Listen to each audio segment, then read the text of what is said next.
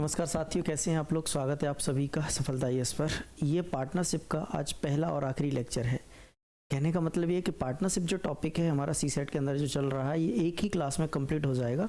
तो ये one shot lecture रहेगा जिसमें सभी प्रकार के पार्टनरशिप से संबंधित प्रश्नों को हम लेंगे और एक साथ इस वीडियो में ख़त्म करेंगे। चलिए तो शुरुआत करते हैं वीडियो की बिना वक्त गवाए।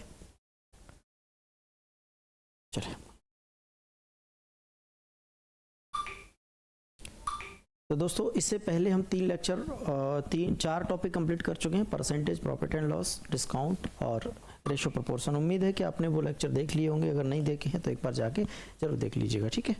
चलिए, तो ये क्लास 1 है इस टॉपिक की और मैंने जैसा कि कहा है कि एक ही क्लास में हम इसको कंप्लीट करने की कोशिश करेंगे। इससे पहले हम पार्टनरशिप समझेंगे कि पार्टनरशिप होती क्या है, ठीक है। चलिए, पार्टनरशिप हिंदी में बोलते हैं इसको साझेदारी, है ना।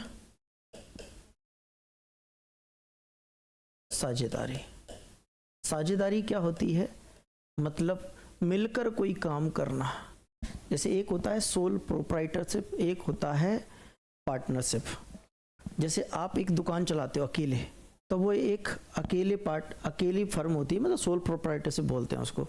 जैसे आप 2 या 3 लोगों को लेकर काम करते हो साथ में, तो वो एक पार्टनरशिप कहलाती है, साझेदारी कहलाती है। जैसे आपकी शादी, जब तक शादी नहीं हुई तब तक आप अकेले हो, मतलब सोल प्रोप्राइटरशिप चल रही है आपकी ज़िंदगी में। जैसे आपकी शादी हो जाती है, एक पर्सन और आपकी ज़िंदगी में आ जाता है, तो वो आपकी जो ज़िंदगी होती है वो पार्टनरशिप पर चलने लगती है। चलती है ना, कि भाई बाहर का काम पति करेगा, घर के काम खाना बनाना, झाड़ू पोछा करना ये पत्नी करेगी। इस प्रकार से ही तो पार्टनरशिप होती है, इसी को बोलते हैं पार्टनरशिप। तो पार्टनरशिप में क्या होता है, 2 या 2 से ज़्यादा लोग जब होते हैं एक ही काम को करने के लिए, तो उसको कहा जाता है पार्टनरशिप। अब पार्टनरशिप के अंदर क्या होता है सर? बोले सर, अगर हम कोई बिजनेस करना चाह रहे हैं पार्टनरशिप में, तो हमें कुछ पैसे की आवश्यकता है। पैसा, उसको बोलते हैं हम पूंजी, यानी पूंजी लगानी होगी, जिसको हम इंग्लिश में बोलते हैं कैपिटल।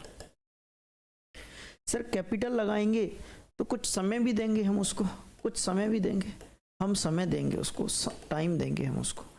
अगर हमने पूंजी लगाई और समय दिया तो बदले में हमें क्या मिलेगा? बोले बदले में हमें पैसा मिलना चाहिए, जिसको हम लाभ कहते हैं या प्रॉफिट कहते हैं। सर ये 3 ही बातें देखने को मिलेंगी, फालतू की बातें करेंगे नहीं, हम सीधे क्वेश्चन पर आएंगे। तो क्वेश्चन के अंदर आपको 3 बातें देखने को मिलेंगी। पूंजी यानी कैपिटल, समय मतलब टाइम, और लाभ मतलब प्रॉफिट। यानी आपने अगर पूंजी लगाई, आपने समय दिया, तो आपको निश्चित तौर पर लाभ मिलेगा। अच्छा, हानि नहीं होगी, हो सकती है, लेकिन मैथ्स में जब भी हम पढ़ते हैं तो हमेशा यहाँ पर जो पार्टनरशिप होती है उसमें लाभ ही होता है, हानि नहीं होती है, ठीक है। तो हम लाभ की बात करेंगे। सर लाभ, पूंजी और समय, 3 बातें आपने बताई, तीनों का मतलब क्या है, तीनों का संबंध क्या है, जिसकी जरूरत हमें पढ़ने वाली है। तो मैं क्या पूंजी को P लिख लूँ, कैपिटल C लिख लूँ इसको, क्या टाइम को T लिख लूँ, और क्या लाभ को P लिख लूँ? चलेगा? इतनी सी बात आप समझेंगे ना, क्योंकि मैं इतना लिखूंगा टाइम वेस्ट होगा। आप समझ रहे हैं? पूंजी मतलब कैपिटल यानी कि C लिख दें हम उसको, समय टाइम को T लिख दें, लाभ को P यानी कि प्रॉफिट लिख दें। तो मैंने कहा जो इनका रिलेशन होता है, जैसे आपने C पैसा लगाया T टाइम के लिए, तो यहाँ से जो लाभ मिलता है वो इन दोनों के मल्टीप्लाई के बराबर होता है। C कैपिटल मतलब कुछ रुपए लगाया कुछ समय के लिए, तो जो लाभ मिलता है वो इन दोनों के मल्टीप्लाई के बराबर होता है, प्रॉफिट के बराबर प्रॉफिट होता है। मतलब पैसा यानी कि पूंजी और टाइम का जो गुणनफल होता है, मल्टीप्लाई होता है, वो किसके बराबर होता है? प्रॉफिट के बराबर होता है। ये चीज़ क्लियर है आपको? तो हम ये कह सकते हैं कि कभी आपको पूंजी निकालना पड़े तो आप बोलेंगे प्रॉफिट बटे टाइम होगा, और कभी आपको टाइम निकालना पड़े तो आप बोलेंगे प्रॉफिट अपॉन पूंजी होगी। ये 2 बातें आप इस चीज़ से समझ लीजिएगा। पहले वाले से पहली बात यही इंपॉर्टेंट बात है, इससे ये रिजल्ट निकलेगा और ये रिजल्ट निकलेगा। मैंने क्या कहा, आपने कुछ समय के लिए पैसा लगाया यानी पूंजी लगाई, और कुछ समय के लिए लगाया, तो इन दोनों का जो गुणनफल होगा वो लाभ के बराबर होगा। मतलब हम इन दोनों का गुणा कर देंगे तो लाभ आ जाएगा। अब एक छोटा सा एग्जांपल मैं लेता हूँ आपके सामने, तो उससे क्लियर हो जाएगा। मैं कहता हूँ 2 लोग हैं A और B, इनने 3 और 5 के अनुपात में पूंजी लगाई। 3 और 5 नहीं बोलूँगा, मैं बोलता हूँ कि ये 3000 रुपये लगाता है और ये 5000 रुपये लगाता है। कौन? B 5000 रुपये लगाता है, 5000 रुपये। ये क्या है इनकी? तो आपने कहा सर ये कैपिटल है। ये क्या है? कैपिटल है। मैंने कहा इन्होंने समय भी लिया, समय यानी कि टाइम। A ने 1 साल के लिए पैसा लगाया, B ने 2 साल के लिए पैसा लगाया। तो मैंने कहा महीने की बात आएगी तो मैं इसको 12 मंथ बोलूँगा,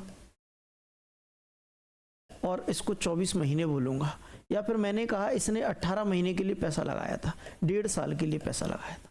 कितने? 1.5 साल के लिए पैसा लगाया था। तो हमको करना क्या है दोस्त, हमको क्या करना है, मैंने थोड़ी देर पहले आपको बताया कि प्रॉफिट बराबर क्या होता है, बोले लाभ बराबर होता है पूंजी गुणा में टाइम, पूंजी गुणा में टाइम। ये चीज़ पता है आपको। तो हमें पता है कि इन दोनों का हम गुणा अगर कर देते हैं तो हमें प्रॉफिट निकल के आ जाएगा। तो हमने कहा इन दोनों का आप गुणा करोगे, उससे पहले रेशो से काट दें। आप बोलेंगे सर हम गुणा कर लेते हैं, तो मैंने कहा कि गधा मजदूरी करने की क्या जरूरत है, 3000 का 12 में गुणा करोगे, 5000 का 18 में करोगे, तो हम ये भी तो कह सकते हैं कि ये 3 जीरो से 3 जीरो खत्म, 6 3 18, 6 दूनी 12। तो अब गुणा केवल 3 गुणा 2 करना है, जो 6 आएगा, और ये 5 तिया 15 है, 5 तिया 15 आएगा। अगर मैं 3 से काटूं तो ये 2 बार कट जाएगा, अगर मैं इसको 3 से काटूं तो ये 5 बार कट जाएगा। यानी कुल मिला के हम ये बोल पाएंगे कि इनके लाभों का अनुपात क्या है, 2:5, 2:5 है। क्या मेरी बात समझ पा रहे हैं आप? क्या मेरी बात आप समझ पा रहे हैं?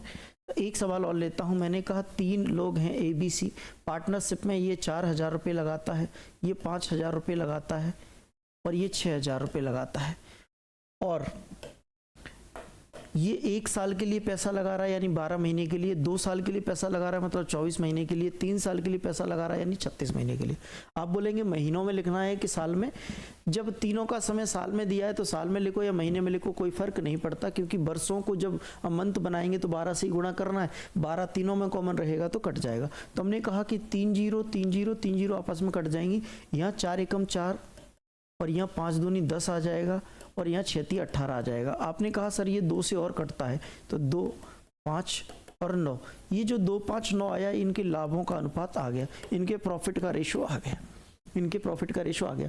अब आगे हो सकता है सवाल कुछ इस प्रकार का दिया हो कि ABC का जो कुल लाभ है सर 20,000 रुपये है, तो बताइए A का लाभ कितना है, B का कितना, C का कितना, अलग अलग बांटने को कहा जाएगा। तो बेसिक बात क्या थी? बेसिक बात ये है कि कैपिटल और टाइम का जो मल्टीप्लाई होता है वो किसके बराबर होता है, प्रॉफिट के बराबर होता है। हमको अलग अलग चीज़ें निकालना है तो हम निकाल सकते हैं। उम्मीद है ये बात आपको समझ में आ रही होगी, किसी को कोई समस्या नहीं होगी। ठीक है, चलिए आगे बढ़ते हैं नेक्स्ट क्वेश्चन की ओर। पहला सवाल लेते हैं। MP पुलिस SI 2017 में ये सवाल पूछा गया। क्वेश्चन क्या है कि सर X तथा Y एक व्यापार में शामिल हुए, इसने 50,000 लगाए, दूसरे ने 40,000, और ज्ञात करें कि वर्ष के अंत में किस अनुपात में लाभ मिलेगा। तो सर आपने बोला कि सर हमको ये सिखाया गया था कि ये X की पूंजी है, Y की पूंजी है। X ने कितना पैसा लगाया है, 50,000, और Y ने कितना लगाया, बोले 40,000। Y ने कितना लगाया, 40,000। बोले हमें तो ये सिखाया गया था कैपिटल में टाइम का मल्टीप्लाई करेंगे तो ही प्रॉफिट निकलेगा, टाइम तो है नहीं। तो नीचे लिखा है कि वर्ष के अंत में उन्हें किस अनुपात में लाभ मिलेगा। वर्ष का अंत का मतलब क्या होगा, समान समय, एक एक वर्ष। अगर मैं टाइम का गुणा कर भी दूंगा तो भी कोई इंपैक्ट पड़ना नहीं है। जैसे मैंने कहा कि टाइम का गुणा करना पड़ता है सर, तो 1 का गुणा मैंने इधर कर दिया, 1 का गुणा इधर कर दिया। अगर मैं टाइम का गुणा नहीं करता, समझना बात को, तो ये 4 जीरो से 4 जीरो काट के 5 4 का रेशो बोल देते आप। तो आपने कहा सर टाइम का गुणा नहीं करेंगे तो सवाल गलत नहीं हो जाएगा। मैंने कहा जब समय समान दिया हो, जब टाइम इक्वल दिया हो तो मल्टीप्लाई करें रेशो में या ना करें कोई इंपैक्ट नहीं पड़ता, क्योंकि सेम नंबर आपस में कट भी जाता है ना। तो बस हमें क्या करना है, ये 4 जीरो से 4 जीरो कट जाएंगे, 1 से 1 कट जाएगा, अनुपात आ जाएगा 5-4। ये 5-4 का जो रेशो है वो किस चीज़ का है, प्रॉफिट का। किसका है, प्रॉफिट का। तो यही हमसे पूछा गया था कि दोनों के लाभों का अनुपात क्या होगा, तो वो क्या होगा मेरे दोस्त, 5:4 होगा। अगला सवाल केरला PSC ने पूछा है कि सर नासिर ने 3,000 रुपये का निवेश किया और नारायण ने एक साझेदारी स्थापित करने के लिए 4,000 रुपये का निवेश किया। 1 साल में उन्हें 2800 रुपये का लाभ हुआ। यदि इसे वे निवेश के अनुपात में विभाजित करते हैं तो नासिर का अनुपात क्या होगा। वो कह रहा है एक नासिर और दूसरा नारायण, इसने 3,000 रुपये लगाए और इसने 4,000 रुपये लगाए, और इन्हें कुल मिला के जो लाभ मिला वो 2800 रुपये का था। और आगे बोला गया यदि वे इसे अपने निवेश के अनुपात में विभाजित करते हैं। वैसे तो टाइम का मल्टीप्लाई कर भी दोगे तो मैंने कहा टाइम बराबर ही है, टाइम बराबर ही है। ये बोला है ना 1 साल में, 1 साल मतलब 1 का गुणा इधर भी होगा, 1 का गुणा इधर भी होगा, नहीं करोगे तो कोई फर्क नहीं पड़ेगा। हालांकि उसने डायरेक्ट ये बात बोल दी कि जो उन्होंने इन्वेस्टमेंट किया है उसी के रेशो में वो लाभ को बांटते हैं, यानी लाभ का अनुपात क्या है, 3-4। तो मैंने कहा टोटल लाभ कितना हुआ, आपने बोला सर 7। हमने कहा सवाल में तो ये 2800 दिया, 2800 दिया हुआ है, यानी 7 यूनिट का मान कितना है बेटा 2800। तो 1 यूनिट बराबर, बोले 7 से काटो 400। 1 यूनिट का मान अगर 400 आ गए मेरे भाई, तो ये बताओ नासिर को कितना मिलेगा, बोले नासिर को 3 यूनिट मिलेगा। कितना 3 यूनिट। तो 3 यूनिट का मान कितना हो जाएगा, बोले 4 तिया 1200, 4 तिया 1200 रुपये। तो नासिर को जो मिलने वाला अमाउंट है वो कितना है दोस्त 1200 रुपये। 1200 रुपये। क्लियर हुई बात, आगे बढ़ सकते हैं। चलिए अगले सवाल की ओर बढ़ते हैं, ध्यान से समझते चलिएगा। जहां भी आपको लगे कि बात समझ में नहीं आई, एक बार पॉज करके फिर से देखिए, उसको दोबारा रिपीट कर लीजिए एक बार उसी क्वेश्चन को, है ना। चलिए वैसे तो मैं बहुत आराम से पढ़ा रहा हूँ इस समय, बहुत ही आराम से, एकदम प्यार से। चलिए 3 साझेदार PQR एक व्यवसाय में क्रमशः 1000, 1200 और 1500 का निवेश करते हैं। यदि कुल लाभ 740 रुपये है तो उसमें से Q का हिस्सा क्या होना चाहिए। कितने लोग हैं सर PQR। अब देखिए धीरे धीरे हम चीज़ों को समराइज करते चलेंगे, छोटा करते चलेंगे, आसान बनाते चलेंगे। अब यहाँ लिखा है, देखो आप इतना तो समझते हैं कि मैं क्या लिख रहा हूँ इनको रेशो के रूप में, 1000, 1200, 1500। मैं ये भी तो कह सकता हूँ 2 जीरो सर फालतू है, 2 जीरो फालतू, 2 जीरो फालतू काट दो। तो मैं ये लिख सकता हूँ इसने 10 रुपये लगाए तो इसने 20 लगाए, 12 लगाए तो इसने 20 लगाए। आपने कहा ये कैसे लिखा, अरे भाई मैं यहाँ पे 2 जीरो लगाऊंगा, 2 जीरो 2 जीरो और काट दूंगा आपस में। तो मैंने कहा वहां से उतना ही लिख लो यार, पूरा मत लिखो, है ना। जितनी संख्याएं छोटी होंगी कैलकुलेशन उतनी आसान रहेगी, है ना। आपका दिमाग भी ऐसे ही फंक्शन करता है, उसको भी लगता है अगर बहुत बड़े बड़े नंबर दे दो ना, 3,60,000, 4,80,000, तो दिमाग भी सोचता है यार लाखों में काटना है, समझ रहे हो, लाखों की बात। अब 10-20 की बात होगी तो इजीली कर लेते हो। उसके बाद बोला गया कि सर यदि कुल लाभ इतना है तो Q का हिस्सा कितना होना चाहिए। समय नहीं दिया, आप बोलेंगे समय नहीं दिया। देखो एक बात, या तो समय समान हो, इक्वल हो टाइम, या समय नहीं दिया हो। दोनों का वैसे तो मतलब सेम ही है, या तो समय समान हो या नहीं दिया हो, मतलब आपको गुणा करने की जरूरत नहीं। दोनों ही केस में या तो टाइम इक्वल हो या टाइम दिया ही नहीं हो, तो दोनों ही केस में आपको टाइम का मल्टीप्लाई करने की जरूरत नहीं है। जो पूंजी का अनुपात होता है, जो कैपिटल का अनुपात होता है, वही हमारे प्रॉफिट का रेशो हो जाता है। जो हमारी पूंजी का अनुपात होता है यानी कैपिटल का अनुपात होता है, वही किसका रेशो हो जाता है, प्रॉफिट का रेशो हो जाता है। हमने कहा 2 से काट सकते हैं सर 5, 2 से ये 6 बार और ये 10 टाइम्स। टोटल प्रॉफिट कितना आ रहा है, 11 और 10 21। कितना आ रहा है मेरे दोस्त 21। वो कहता है यहाँ पर कि 740 का प्रॉफिट है, कुल 740 का प्रॉफिट है, 740 का 740 यार, ये 21 63 10 12 15, ओह नो सॉरी भाई माफी चाहूंगा, ये 1500 था, यहाँ पे मैंने 2000 क्यों लिख लिया यार, ये 1500 था, 1500 था तो ये 15 ही आएगा। अब मैं 2 से तो काट ही नहीं सकता इसको भाई, 2 से तो हम काट ही नहीं सकते इसको। ये 10 आएगा, ये 12 आएगा, ये 15 आएगा, कटेगा ही नहीं। तो हमने कहा यही इसके प्रॉफिट का रेशो हो जाएगा। 10 और 12 22, 22 और 15 37। कितना हो जाएगा मेरे दोस्त 37। इस 37 की वैल्यू सवाल में कितनी दे रखी है 740। तो आपने कहा 37 का डबल होता है सर 74। तो 1 यूनिट का मान कितना आ गया 20। 1 यूनिट का मान 20 आ गया। उसने कहा Q का हिस्सा, हमने कहा Q का हिस्सा है 12 यूनिट, तो 12 यूनिट का मान कितना आ जाएगा 12 दूनी 24, 240। कितना आ जाएगा मेरे भाई 240। थोड़ा सा करेक्ट कर लीजिएगा भाई, यहाँ पे मैंने 20 लिख दिया था, 20 नहीं 15 होना चाहिए था। ठीक है, क्लियर हुआ, कोई दिक्कत परेशानी नहीं। अगला क्वेश्चन देखेंगे, SSC CGL में पूछा गया सवाल है, वो भी टायर 2 यानी मेंस में पूछा है, पर आसान है सवाल, मुश्किल नहीं है, आसान एकदम। ABC ने निश्चित निवेश किए तथा उनकी कालावधि, इसका मतलब है समय यानी कि टाइम, इनके टाइम का जो अनुपात था 3:2:7 है और ABC के लाभ का अनुपात 4:3:14 है। तो ABC के निवेश का मतलब क्या है यहाँ पर पूंजी से, कैपिटल से। निवेश मतलब पूंजी यानी कि कैपिटल से। ठीक है सर, हमने थोड़ी देर पहले ये बात सीखी है। हमको क्या क्या दिया है यहाँ पे, प्रॉफिट दिया है, टाइम दिया है, प्रॉफिट दिया है, टाइम दिया है, क्या निकालना है, कैपिटल निकालना है। तो मैंने ये समझाया था आपको, ये बात समझाई थी कि कैपिटल और टाइम का जो मल्टीप्लाई होता है वो प्रॉफिट के बराबर होता है। चूंकि हमें कैपिटल का रेशो चाहिए तो कैपिटल बराबर क्या हो जाएगा, प्रॉफिट अपॉन टाइम। कैपिटल बराबर क्या हो जाएगा, profit upon time, profit upon time हो जाएगा। सर लाभों का अनुपात क्या है 4:3:14, ए बी सी के लाभों का अनुपात क्या है 4, 3, 14। अच्छा, इनके समय का अनुपात कितना है 3, 2, 7, तो समय से डिवाइड करना पड़ेगा 3, 2, 7, 3, 2, 7। सबसे पहले मैंने कहा 7 से 2 बार काट लो, खत्म।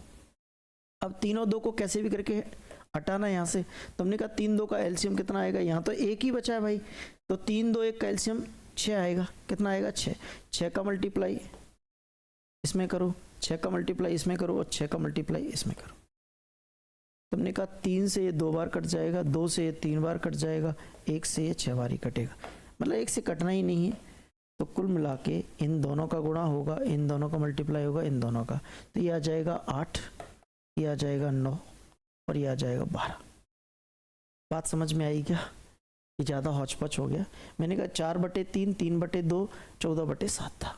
हमने क्या कहा, 7 से पहले काट लो फिर एलसीएम लो। 3, 2 का एलसीएम 6 आएगा, 6 का गुणा इसमें भी, 6 का इसमें भी, 6 का इसमें भी, क्योंकि किसी भी रेशो में सेम नंबर से गुणा या भाग करने पर कोई इम्पैक्ट नहीं पड़ता है।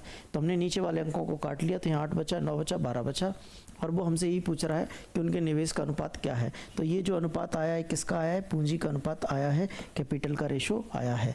तो कैपिटल का रेशो कैसा किस ऑप्शन में है, 8, 9, 12 सी ऑप्शन, 8, 9, 12 सी ऑप्शन। उम्मीद है ये बात समझ में आ गई होगी और इस तरह के सवाल आप कर लेंगे बहुत आसानी से, बहुत आराम से।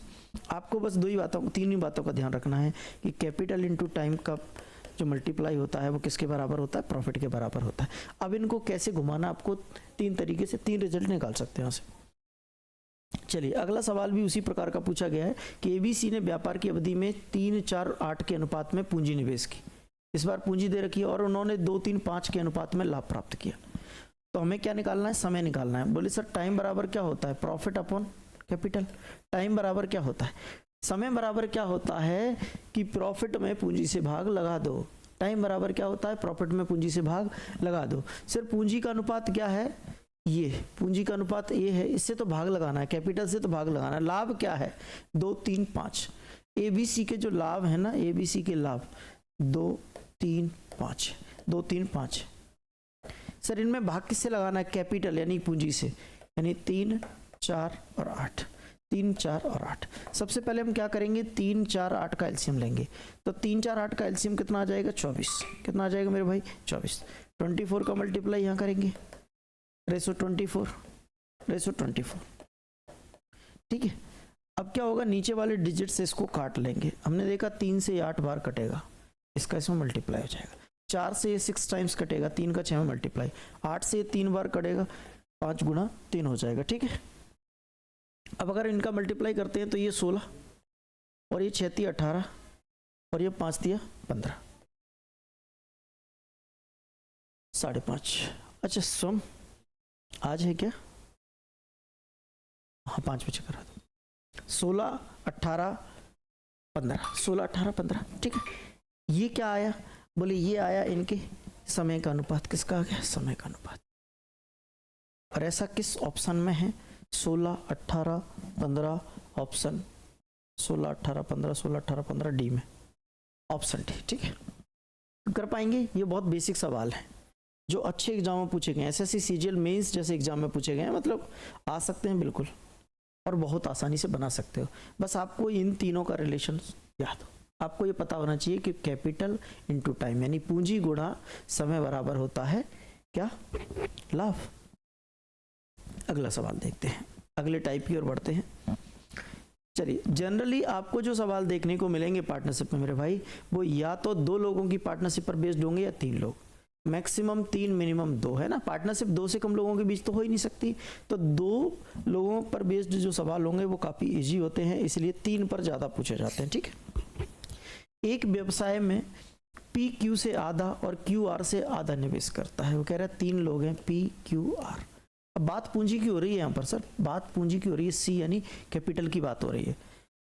पी क्यू से आधा करता है और क्यू आर से आधा करता है। इसका मतलब क्या है, जैसे मैं बोलूं कि आपके पास मुझसे आधे पैसे हैं, इसका मतलब ये है कि मेरे पास आपसे डबल पैसा है। जब ये बोल रहा है कि पी क्यू से आधा करता है यानी क्यू पी से डबल करता है। ये अगर 1 रुपये निवेश करेगा तो क्यू 2 रुपये निवेश करेगा। क्यू आर से आधा करता है यानी क्यू से आर डबल करता है, मतलब ये 4 करेगा। अब क्वेश्चन को पढ़ो और इसको देख लो, आपको बात समझ में आ जाएगी। सवाल कह रहा था कि P Q से आधा, Q से आधा है P, 2 का आधा 1, और Q R से आधा यानी 4 का आधा 2। ठीक है, 7,000 रुपये मासिक लाभ को यदि उनके बीच साझा किया जाता है तो R का हिस्सा क्या होगा? R का हिस्सा क्या होगा? सर टाइम दिया ही नहीं है तो आपको टाइम से गुणा करने की जरूरत नहीं, ये ही इसके प्रॉफिट का रेशो हो जाएगा। तो 1 2 3 और 4 7, 7,000, 7 की वैल्यू सवाल में अगर 7,000 दी है तो आप मुझे बताओ 1 यूनिट का मान कितना आ जाएगा? तो आपने कहा 1,000 रुपये। 1 यूनिट का मान कितना आ जाएगा मेरे भाई? 1,000 रुपये। कहा है R का हिस्सा बताओ। सर R का हिस्सा कौन सा है? बोले 4 यूनिट। तो 4 का मान कितना हो जाएगा? 4,000 रुपये। 4 का मान कितना हो जाएगा? 4,000 रुपये, ऑप्शन डी। 4,000 रुपये, ऑप्शन डी। कोई दिक्कत परेशानी नहीं है। आगे बढ़ेंगे अगले क्वेश्चन की ओर। यूपीएससी 2002 में ये सवाल पूछा है। यूपीएससी सीसेट में पूछा गया है कि अमित ने 30,000 रुपये का निवेश किया और एक व्यापार शुरू करता। राहुल कुछ समय के बाद व्यवसाय में शामिल हो गया और 20,000 रुपये का निवेश किया। वर्ष के अंत में लाभ को 2:1 के अनुपात में बांटा गया। तो राहुल कितने महीनों के बाद व्यवसाय में शामिल हुआ? देखो, हम अभी तक क्वेश्चंस को कैसे कर रहे थे? बोले सर इस प्रकार करते थे कि यहाँ पर लिखते हैं हम 30,000 यानी पूंजी अमित की, और यहाँ पर राहुल की। राहुल ने कितने लगाए? बोले 20,000। हमने अभी पूंजी देखी, हमने क्या देखा? केवल के पूंजी कितनी है। फिर हम टाइम की बात करते हैं तो बोला गया कि अमित ने 30,000 रुपये लगाकर बिजनेस शुरू किया। इसका मतलब व्यवसाय की शुरुआत किसने की थी? अमित ने। और हिसाब कब हो रहा है? हिसाब कब हो रहा है? वर्ष के अंत में। वर्ष के अंत में। इसका मतलब ये है कि राहुल ने पूरे साल काम किया, सॉरी अमित ने पूरे साल काम किया, मतलब 12 महीने काम किया होगा। और राहुल के बारे में क्या बोला गया था कि कुछ समय बाद, क्या बोला गया? कुछ समय बाद, आफ्टर सम टाइम्स ये व्यवसाय में शामिल हुआ था। मतलब ये नहीं पता कि ये कब आया, और ये नहीं पता कि कब आया तो ये भी नहीं पता कि कितने महीने तक रहा। मैंने कहा ये टी मंथ तक रहा होगा, ये टी मंथ तक रहा होगा। इस प्रकार से इन दोनों का जब गुणा कर देते हैं तो क्या आता है? बोले प्रॉफिट आता है सर। तो प्रॉफिट का रेशो पहले से दे रखा है। बोले इनके लाभों का अनुपात कितना है? 2:1। तो ये 2 होगा तो 1 1, ये 2 होगा तो ये 1 होगा। ये बात समझ पा रहे हैं कि नहीं मेरी? ये बात समझ पा रहे हैं? मैंने क्या लिखा? मैंने उसी फॉर्मेट में सवाल लिखा है जिस फॉर्मेट में हमने समझना शुरू किया था पार्टनरशिप को। तो मैं क्या इसको फ्रैक्शन में लिख सकता हूँ? कैसे फ्रैक्शन में कैसे लिख सकते हैं ये मैं बताता हूँ। ये बात आपको समझ में आई कि ये इन दोनों की पूंजी, इन दोनों के टाइम है और इनके लाभ का अनुपात है, और इन दोनों का गुणा करके ही तो लाभ आता है। तो मैं कहूँगा कि इन दोनों का गुणा करेंगे और इन दोनों का गुणा करेंगे तो ये लाभ आ जाएगा। तो मैं इस चीज़ को ऐसे लिखता हूँ। मैंने कहा ए ने 30,000 रुपये लगाए और कितने समय तक काम किया? बोले 12 महीने। ये कैपिटल और ये टाइम। समझ पाए बात को? बट ये ए का है और ये राहुल का। राहुल ने कितने लगाए? बोले 20,000 रुपये। राहुल ने 20,000 रुपये। इतने इसने कितने समय के लिए लगाए? देखो पहला सवाल मेरा ये था कि अमित ने 30,000 रुपये 12 महीने के लिए लगाए। तो मैंने कहा राहुल ने 20,000 रुपये कितने समय के लिए लगाए? आपने कहा टी समय के लिए। उसके बाद इनके लाभों का जो अनुपात था 2:1 था, यानी 2/1 था। कितना था मेरे भाई? 2/1 था। अब मैं इसको मिटा देता हूँ। आपको ऐसे ही करना है सवाल को। दूसरा जो मैंने तरीका लिखा है, हमने कहा कि अगर ये 4 जीरो हैं, ये 4 जीरो ऊपर नीचे तो कट जाएंगी। आपने कहा बिल्कुल। मैंने कहा इस 2 से ये 6 बार कट जाएगा। आपने कहा ये भी ठीक है। तो अब 6 18 बचा यहाँ पर। कितना? 18। और यहाँ टी है तो मैंने कहा क्रॉस मल्टीप्लाई कर दो, ऐसे क्रॉस मल्टीप्लाई। टी यहाँ आ जाएगा, 2 इसके नीचे आ जाएगा बराबर। समझ रहे हो? टी यहाँ पहुँच जाएगा, 2 यहाँ आ जाएगा, और ये 18 तो ऊपर था ही। तो मैंने कहा 2 से और काटा तो 9। तो टी बराबर कितना आ गया? 9 माह। 9 माह। तो आपने कहा अगर इस ऑप्शन में मैं यहाँ पे 9 दे दूं तो आप कहते कि सर डी उत्तर हो गया। मैं कहूँगा कि गलत हो गया। सर क्यों गलत हो गया? बात को समझो क्यों गलत हो गया। वैसे तो एग्जामिनर इतना समझदार था कि कॉम्प्लिकेटेड बनाए नहीं सवाल को। कैसे गलत हो गया? ये टी क्या था? कितने महीने काम किया, मतलब 9 माह काम किया। 9 महीने काम किया। सवाल ये नहीं पूछा कि कितने महीने काम किया, उसने पूछा है कि राहुल कितने महीनों के बाद व्यवसाय में आया। राहुल कितने महीनों के बाद बिजनेस में आया। इसका मतलब ये कि 9 महीने काम किया और 12 महीने तक बिजनेस चला। तो कितने महीने बाद आया होगा मेरे भाई? 3 महीने के बाद आया। कब? उत्तर क्या होगा? 3 महीने, 3 माह। उत्तर क्या होगा? 3 मंथ। 3 महीने बाद बिजनेस में आया। ये 9 महीने तो काम किया, अगले व्यक्ति ने 12 महीने काम किया। इसका मतलब ये 3 महीने के बाद आया है। समझ पा रहे हैं? चलिए अगले सवाल की ओर बढ़ते हैं। नेक्स्ट क्वेश्चन देखिए। अगला सवाल है कि सुरभि ने किसी उद्योग में 5 महीने के लिए 6,000 रुपये और उर्वा ने 6 महीने के लिए 5,000 रुपये का निवेश किया, तो दोनों के लाभ का अनुपात क्या होगा? ये तो बहुत ही सरल था सर। वो कह रही है सर एक सुरभि है और एक उर्वा है। सुरभि ने 6,000 रुपये 5 महीने के लिए लगाए और उर्वा ने 6 महीने के लिए 5,000 लगाए, 6 महीने के लिए लगाए। यही बोला जा रहा है। सुरभि ने किसी उद्योग में 5 महीने के लिए 6,000 और उर्वा ने 6 महीने के लिए 5,000 लगाए।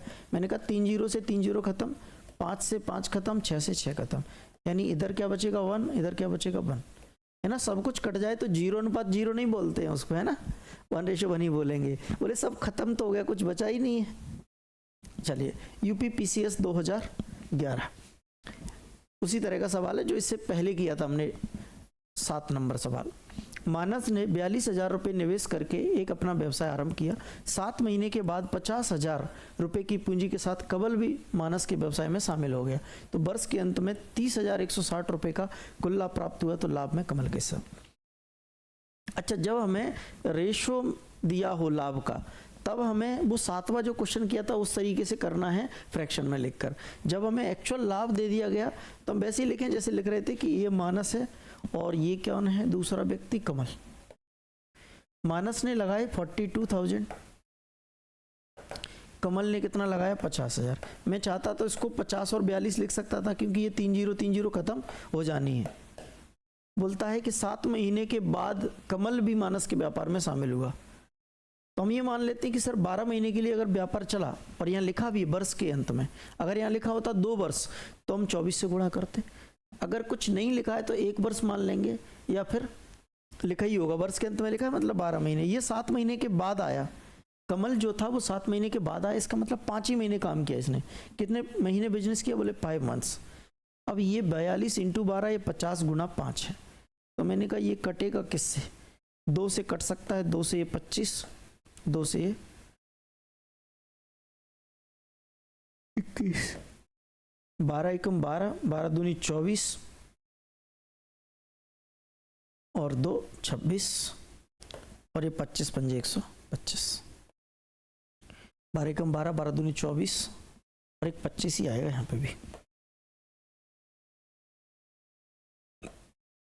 ये रेशो आ गया, इससे ज़्यादा ही कटेगा नहीं, क्योंकि इधर जो नंबर है 5 वो ऑड नंबर है और इधर इवन नंबर है, तो ये कटेंगे नहीं, तो हम इन दोनों को जोड़ लेंगे। यही हमारे प्रॉफिट का रेशो है, यही हमारे प्रॉफिट का रेशो। मैंने कहा इनको अगर आप ऐड करते हो बेटा तो 5 और 2 7, 2 और 5 7 और 1 3, 377 आया। सवाल में जो लाभ दिया हुआ है वो कितना दिया हुआ है मेरे भाई? वो 30,160 दिया हुआ है। कितना दिया हुआ है? 30,160 दिया है, 30,160 दिया है। ये इससे पूरा कटेगा कि नहीं पहले तो ये देखना पड़ेगा, नहीं तो गड़बड़ वर्ष के अंत में। ठीक है, 42,000 मानस ने निवेश किया, व्यवसाय शुरू किया। 7 महीने के बाद 50,000 की पूंजी के साथ कमल भी मानस के व्यापार में शामिल हो गया। वर्ष के अंत में 30,160 का लाभ प्राप्त हुआ। तो ये 12 महीने काम करेगा, ये 5 महीने। ठीक है, 7 महीने के बाद आया है, तो 3 जीरो से 3 जीरो कट गया, 21 दूनी 42, 25, 25 पंजे 125। ठीक है, 5 2 7, 5 2 7 और 3, 377, 30 7 21, 3 8 24, 3 9 27।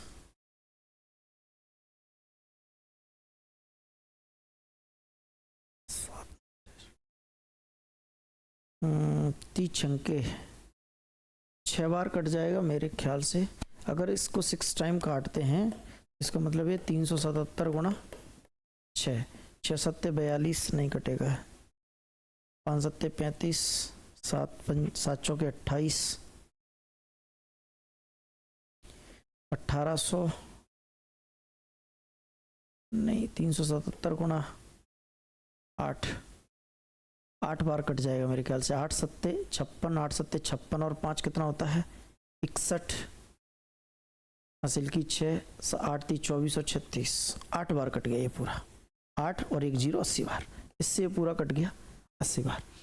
अगर 1 यूनिट का मान 80 आ गया भाई, तो उसने पूछा है कमल का हिस्सा बताओ। कमल का हिस्सा कितना है? 125। कमल का हिस्सा कितना है? 125। तो 1 यूनिट का मान अगर 80 तो 125 का मान कितना? बोले 0। 8 पंजे 40, 8 दूनी 16 और 4 20, 8 एकम 8 और 2 10, कितना आ जाएगा पूरा 10,000, पूरा 10 के आ जाएगा, 10,000 आ जाएगा। ठीक है भाई, 10,000 कर पाओगे? चले आगे बढ़ते हैं अगले सवाल की ओर। पी ने 1 वर्ष के लिए 4,000 रुपये का निवेश किया। कुछ महीनों के बाद क्यू 6,000 रुपये के निवेश के साथ पी के साथ शामिल हो गया। पी ने 1 वर्ष के लिए 4,000 रुपये का इन्वेस्टमेंट किया। कुछ महीनों के बाद क्यू 6,000 रुपये के निवेश के साथ पी के साथ शामिल हो गए। यदि वर्ष के अंत में पी और क्यू के लाभ का अनुपात इतना है तो क्यू कितने महीनों के बाद शामिल होगा? जब मैंने कहा लाभ का अनुपात दिया हो तो इनको फ्रैक्शन में लिख लो। ये सर पी का मान है और ये क्यू का। मैंने कहा क्यू ने कितने लगाए 6,000, पी ने 1 साल के लिए निवेश किया, क्यू कुछ समय के बाद आया। पी के बारे में तो ये बोल रहा है कि पी ने 1 साल के लिए पैसा लगाया, लेकिन क्यू के बारे में बोला गया क्यू कुछ समय के बाद आया। तो मैंने कहा पता नहीं कितने समय के बाद आया, मैं तो ये जानता हूँ कि क्यू ने जो भी काम किया वो टी मंथ किया होगा, तो टी लिख दिया उसकी जगह, है ना। और इनके लाभों का जो अनुपात है वो 4/3 है। क्या है दोस्त? 4/3। अब आप 3 का मल्टीप्लाई इसमें 4 का इसमें करते हो तो क्या होगा? उससे पहले मल्टीप्लाई करने से पहले ये 3 जीरो से 3 जीरो खत्म हो जाएंगे, 6 से ये 2 बार कट जाएगा। अब सारी चीज़ों का गुणा कर दो। वैसे तो मैं 4 से 4 काट सकता हूँ, ठीक है, सब कट गया, यहाँ 2 बचा है केवल। तो टी बराबर क्या आ जाएगा 2, और ये वाला 3 जाएगा उधर, तो टी बराबर आ गया 6। टी बराबर कितना आ गया 6 महीने। ये 6 महीने का मतलब क्या है? काम किया। इसका मतलब क्या है? काम किया। अब वो हमसे क्या पूछ रहा है? अगर ये पूछे कि टी ने कितने समय तक काम किया तो 6 महीने काम किया। सॉरी, क्यू ने कितने समय तक काम किया तो 6 महीने तक काम किया। क्यू कितने महीनों के बाद शामिल हुआ? अगर 12 में से 6 महीने काम किया तो 6 महीने के बाद आया होगा। 12 महीने का टोटल बिजनेस था। टोटल बिजनेस का टाइम कितना था? 12 महीने। 12 महीने की पार्टनरशिप थी, उसमें से क्यू ने 6 महीने काम किया। 6 महीने काम किया, इसका मतलब ये 6 महीने बाद आया। एक और सवाल ऐसा लेते हैं। ये 45,000 के साथ ये जो है वो 45,000 रुपये लगाता है और बाद में बी 30,000 लगाता है। बी कितना लगाता है? 30,000। यदि वर्ष के अंत में लाभ 2:1 के अनुपात में है, लाभ क्या है 2:1 के अनुपात में, यानी 2/1, तो बी कब शामिल हुआ? तो मैंने कहा ये तो शुरू से रहता आखिरी तक, ये टी महीनों के लिए आया, टी मंथ के लिए आया। हमने कहा 3 जीरो तो नहीं कटेंगे, अच्छा 4 जीरो नहीं काटना है, 3 काटना है। 3 से 3 खत्म, 15 दूनी 30, 15 तिया 45, 2 से ये 6 बार, ये कितना हो जाएगा 6 तिया 18, 18 क्रॉस मल्टीप्लाई करो जरा, बराबर में टी आ जाएगा बटे में 2, तो टी बराबर कितना आ गया 9। 9 महीने काम किया इसने। क्या हुआ? 9 महीने काम किया। इसका मतलब कितने महीने के बाद बिजनेस में शामिल हुआ? कितने महीने के बाद बिजनेस में शामिल हुआ? तो अब बोलेंगे 3 महीने के बाद।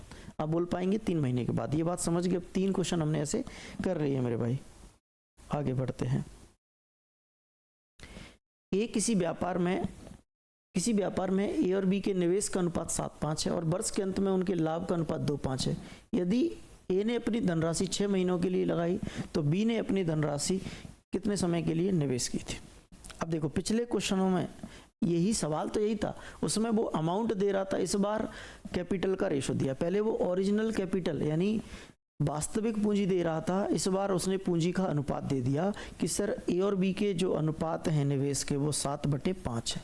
अगर ए 7 रुपये लगाता है तो बी 5 रुपये लगाता है, और उनके लाभ का जो अनुपात है 2:5 है। इनके लाभ का जो अनुपात है 2/5 है। ए ने अपनी धनराशि 6 महीनों के लिए लगाई। ए ने अपनी धनराशि, ऊपर ए है भाई, नीचे बी है। ए ने अगर अपनी धनराशि 6 महीनों के लिए लगाई तो बी ने अपनी धनराशि निवेश कितनी अवधि के लिए किया था? तो मैंने कहा इसने टी मंथ के लिए किया था। तो हमें बस काटा पीटी कर देनी है। इस 5 से भाई ये 5 कट जाएगा, 2 से ये 3 बार कट जाएगा, तो ये कितना आ जाएगा 7 21, और टी का क्रॉस मल्टीप्लाई कर देंगे तो टी बराबर 21 आ जाएगा। टी बराबर कितना आ जाएगा 21 आ जाएगा।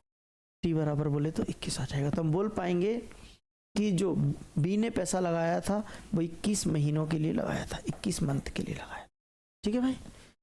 तो सवालों के पूछने का तरीका अलग हो सकता था। पिछले 3 सवालों में हमसे ये पूछा जा रहा था कि ये बताओ कि वो कितने महीने के बाद बिजनेस में आता है। यहाँ ये पूछा जा रहा है कि ये बताइए कि जो दूसरा व्यक्ति बी है उसने कितने महीने के लिए पैसा लगाया, तो वो हमने निकाल दिया। ठीक है। 3 साझेदार क्रम से 60,000, 90,000 तथा x रुपये लगाकर 6 महीने के लिए व्यापार करते हैं। 3 पार्टनर हैं, फर्स्ट, सेकंड, थर्ड। नाम नहीं दिया, नाम नहीं दिया तो भी कोई दिक्कत नहीं। ये 60,000 लगाता है, ये 90,000 लगाता है और ये x रुपये लगाता है। अब आपके दिमाग में वही चीज़ आती है कि सर 4 0 काट दें, तो x में तो 0 है ही नहीं, कैसे काटोगे? तो उस केस में मत काटना। जब तक हमारे पास 3 लोग हैं और तीनों का रेशो दिया है, तीनों का रेशो एक जैसा नहीं कट रहा, तब तक मत काटना, ठीक है? ओरिजिनल लिखा रहने दो, कोई दिक्कत नहीं है। कितने महीने के लिए लगाते हैं सर? 6 महीने के लिए लगाते हैं। यदि अवधि के अंत में प्रत्येक क्रम से 30,000, 45,000 तथा 40,000 लाभ के रूप में प्राप्त हो तो x का मान क्या होगा? देखो वो क्या कह रहा है कि सर ये भी 6 महीने के लिए पैसा लगाता है, ये भी 6 महीने के लिए पैसा लगाता है और तीसरा व्यक्ति भी 6 महीने के लिए पैसा लगाता है। तो आप क्या ये बोल सकते हो कि सर 6 और 6 तो आपस में खत्म हो ही जाने, 6 से तीनों 6 कट जाने आपस में, मतलब पूंजी बच रही है कुल मिला के। अच्छा, इनको जो लाभ मिलता है वो किस अनुपात में मिलता है? बोले लाभ पहले को 30,000 मिलता है, दूसरे को 45,000 मिलता है और तीसरे को 40,000 मिलता है, तीसरे को 40,000। तो हमने कहा यार ये 3 0 सब में कट रही हैं, अगर इसको मैं 5 से काटूं तो ये 6 बार कटेगा, 5 से काटूं इसको तो 9 बार कटेगा और 5 से काटूं तो ये 8 बार कटेगा। कितनी बार कटेगा मेरे भाई? 8 बार कटेगा। अब ध्यान देने वाली बात, ध्यान से समझिएगा, ये क्या है? बोले ये थे लाभ, ये था प्रॉफिट। ये क्या था सर? प्रॉफिट था। प्रॉफिट का रेशो 6 9 8। और ये क्या है? बोले ये पूंजी पूंजी पूंजी और 6 6 6, मतलब पूंजी गुणा टाइम, पूंजी गुणा टाइम, पूंजी गुणा टाइम। ये भी तो लाभ ही हो गया ना। जब कैपिटल का प्रॉफिट में कैपिटल का टाइम में गुणा कर लेते हैं तो वो क्या आ जाता है? लाभ आ जाता है। मतलब ये आपस में बराबर होना चाहिए, ये रेशो इससे कंपेयर करें तो बराबर होना चाहिए। तो हम ये बोल पाएंगे कि 6 रेशो का अगर मान, 6 रेशो का मान 60,000 है तो 9 रेशो का मान 90,000, मतलब 10,000 का गुणा हो रहा है सीधे सीधा। कितने का मल्टीप्लाई हो रहा है मेरे भाई? 10,000 का। तो भाई यहाँ सीधे 10,000 का गुणा कर लेंगे, 8 में 10,000 का गुणा कर लेंगे हम, तो 8 में 10,000 का गुणा करने पर x का मान कितना आ जाएगा? 80,000। यानी x के स्थान पर या तीसरे व्यक्ति की जो पूंजी थी वो कितनी थी? 80,000। तीसरे व्यक्ति की जो पूंजी थी या कैपिटल थी वो कितनी थी? 80,000। क्लियर हुई बात? आगे बढ़ते हैं अगले क्वेश्चन के लिए। आरपीएफ एसआई में सवाल पूछा गया 2024 में, एकदम लेटेस्ट क्वेश्चन है। यामिनी और जरीन ने मिलकर एक व्यवसाय में 37,200 रुपए का निवेश किया। वर्ष के अंत में 5,000 रुपए के कुल लाभ में से यामिनी का हिस्सा 1,300 था, तो जरीन ने कितना निवेश किया? सर एक यामिनी है और एक जरीन है, इन्होंने कुल मिला के जो पैसा लगाया वो कितना था? बोले ये था 37,200, 37,200। 5,000 का टोटल लाभ है, 5,000 में से जरीन को, यामिनी का हिस्सा 1,300 है, यामिनी को कितना मिल रहा है? बोले 1,300। तो जरीन को कितना मिलेगा? तो आपने कहा 3700। इसको 1,300 मिल रहा है तो इसको कितना मिलेगा? 3700। तभी तो ये 5,000 बनेंगे, तभी तो ये 5,000 बनेंगे। ये क्या है सर? प्रॉफिट है, ये प्रॉफिट है। तो हमने कहा कि टाइम जब बराबर हो, समय जब बराबर हो, तो पूंजी का अनुपात ही कैपिटल का अनुपात ही लाभ का अनुपात होता है। या हम कहेंगे पूंजी ही लाभ के बराबर होती है। कब? जब टाइम बराबर हो, जब टाइम बराबर हो। ठीक है, तो यहाँ पे टाइम दिया नहीं है, या तो दिया नहीं हो या बराबर हो, एक ही बात होती है। सर दिया नहीं है मतलब क्या होता है कि समान समय की बात कर रहा है, और यहाँ लिखा भी है, अगर आप ध्यान से पढ़ेंगे तो वर्ष के अंत में, मतलब इसने भी 1 वर्ष काम किया, इसने भी 1 वर्ष। तो मैंने कहा भाई ऐसा कर सकते हैं हम कि 2 0 से 2 0 खत्म कर दें, इनके लाभों का अनुपात ये आ जाए। तो मैंने कहा टोटल लाभ यहाँ से कितना आ रहा है? तो आपने कहा 50 आ रहा है। इस 50 की वैल्यू तो सवाल में 5,000 दे रखी है, 50 की वैल्यू 5,000 है, 50 की वैल्यू 5,000 है। अच्छा, इससे तो कोई मतलब ही नहीं था वहाँ, ये तो दिया ही था ऑलरेडी। मैंने ये कहा कि जब समय समान हो तो प्रॉफिट का रेशो ही कैपिटल का रेशो होता है, तो जो प्रॉफिट है वही हमारा कैपिटल है, वही हमारा कैपिटल है। और टोटल कैपिटल कितना दे रखा है? ये कुल कैपिटल दिया हुआ है, कितना दिया हुआ है? 37,200। मैंने कहा इन दोनों को जोड़ेंगे तो कितना आएगा? तो आपने कहा 50। इस 50 की वैल्यू सवाल में 37,200 दे रखी है। तो मैं इनको डिस्ट्रीब्यूट करूँगा कैसे? 1 0 से 1 0 काटा, 5 से एक बार, 5 7 35, 5 चौके 20, 5 चौके 20, 744। एक यूनिट का मान कितना आ गया? 744। वो कह रहा है कि जरीन ने कितना निवेश किया? जरीन मतलब 37, 37 का मान कितना आएगा? तो 37 में 744 का गुणा करना है। 744 का बेटा गुणा करोगे तो 4 का गुणा 7 में होगा। 4 का गुणा 7 में होगा तो इकाई के स्थान पर क्या आएगा? 4 का मल्टीप्लाई जब 7 में होगा तो इकाई के स्थान पर क्या आएगा? यूनिट प्लेस पर 8। 8 एक ही ऑप्शन में मुझे नजर आ रहा है तो मैं पूरा सॉल्व नहीं करूंगा। 8 मुझे एक ही ऑप्शन में नजर आया, बी, इकाई के स्थान पर 8 दिख रहा है। इसमें भी इकाई के स्थान पर 8 का अंक आने वाला था। जब ये मल्टीप्लाई करोगे मेरे दोस्त 37 का 744 में, तो 7 चौके 28, इकाई अंक क्या आएगा? 8। और 8 एक ही ऑप्शन में दिख रहा था मुझे। बात खत्म हुई। यूपीपीसीएस 2012 में ये सवाल पूछा। हाँ, ये बड़ा अच्छा सा टाइप है। इससे ये आते हैं भेड़ चराना, गाय चराना, चारागाह किराए पर लेना, इस तरह की टर्मिनोलॉजी रहती है इनकी। बोला गया है कि एबीसी ने मिलकर 888 रुपए के भुगतान पर एक चारागाह किराए पर लिया। ए ने 20 भेड़ें, 3 लोग हैं ए बी सी। ए के पास 20 भेड़ें हैं, 2.5 महीने तक चराई, 2.5 महीने तक, 2.5 महीना को या 5/2 कह दें इसको, 5/2। और बी ने 30 भेड़ें 4 महीने तक चराई, और सी ने 36 भेड़ें, कितने? 3.5 महीने। 3.5 मतलब 7/2। सर ये 20, 30, 36 क्या है? भेड़ों की संख्या। तो इसी को हम कहते हैं पूंजी। यहाँ पर इसका रोल पूंजी की तरह है, और यहाँ पर जो महीने दिया है वो समय है। तो पूंजी यानी भेड़ और महीनों का गुणा करेंगे तो क्या आएगा? यहाँ से इनके द्वारा कंट्रीब्यूट किए गए पैसे का अनुपात आ जाएगा। मतलब ये आ जाएगा इनके द्वारा दिए गए हिस्से का अनुपात आ जाएगा। अगर हम भेड़ों की संख्या और टाइम का गुणा कर लेते हैं तो हमें जो रेशो मिलेगा वो किस चीज़ को बताएगा कि सर इनको कितने कितने पैसे देने हैं उस 888 रुपये में से। तो हमने कहा ये पहले तो रेशो निकालो ठीक से। 2 से काटते हैं तो ये 10 बार कटेगा, ये तो कटेगा नहीं, ये कटेगा 18 बार। तो हमने इसका मल्टीप्लाई किया तो ये 50 आया, ये 120 आ गया। 7 × 56, 7 एकम 7 और 5 12, 126। हमने कहा जोड़ो भैया, जोड़ते हैं तो 126, 20, 146 और 50, 196। 196 की वैल्यू सवाल में कितनी दे रखी है? 888। अब 8 चौके 32, 8 पंजे 40, 8 चिंखे 48। या तो अगर हमसे 8 बार सीधे कट जाए, बात समझ में आ रही हो कि 800 बार तो जाएगा नहीं, 4 बार भी नहीं कटेगा। ये 888 है। तो मैंने कहा कुछ नहीं, छोटे छोटे उससे काट लेता हूँ। 16 से काटूँ, 16 एकम 16, 16 से भी नहीं कट रहा। 6 हासिल की, कुछ नहीं है। 2 2 4 4 5 9 और 1 2, ये 296 है। क्यों ऐसा मैं कर देता हूँ भाई? ये 296 आएगा ना कि 196। अब 296 इसका कितना गुना होगा? ये 300 के नज़दीक है, और 4 × 12 कम है, यानी 3 बार कट रहा है भाई, पूरा का पूरा हिस्से 3 बार कट रहा है। 1 यूनिट का मान 3 आ जाएगा। आप चाहे तो 296 में 3 का गुणा करके देख लेना, इतना ही आएगा। 1 यूनिट का मान अगर 3 आ गया तो उसने पूछा है कि सी को कितना भुगतान करना चाहिए। सर सी को 126 यूनिट भुगतान करना है, तो 126 यूनिट का मान कितना आएगा? बोले 378 आ जाएगा। 378 आ जाएगा। कितना आ जाएगा दोस्त? 378। ऑप्शन सी 378 उत्तर होगा इसका। ठीक है, 126 में 3 का गुणा करना है, मल्टीप्लाई कर लोगे भाई? चलिए कर लेंगे। नेक्स्ट एक और सवाल लेते हैं ऐसा ही कि सर XYZ 415 रुपए के वार्षिक किराए पर एक खेत लेते हैं। X उस खेत में 25 गायों को 6 महीने के लिए, X ने 25 गायें रखी 6 महीने के लिए, Y ने 40 गायें 8 महीने के लिए, और Z ने 30 गायें पूरे वर्ष के लिए। 30 गायें पूरे वर्ष मतलब 12 महीने के लिए रखी, मतलब चराई इन्होंने।